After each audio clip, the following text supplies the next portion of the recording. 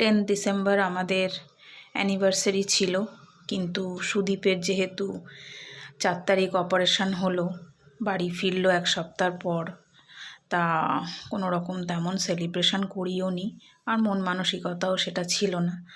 Just একটা দিন কেটে গেল যেন মনে হলো লাইফ থেকে।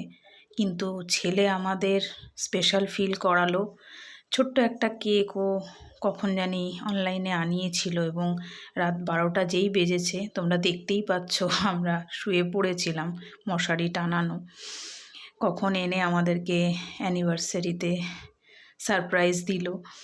আর আমরা কেকটা কেটে এই মুহূর্তটাকে এনজয় করলাম খুব নর্মালভাবে। কিছু তেমন সেজেগুজে আমরা কিছুই ভিডিও করিনি, দেখতেই পাচ্ছ মশারি টানানো। সুদীপও খুব টায়ার্ড। তো এইভাবেই এবছরের অ্যানিভার্সারিটা আমাদের কেটে গেল, কিন্তু ভালোই কাটলো।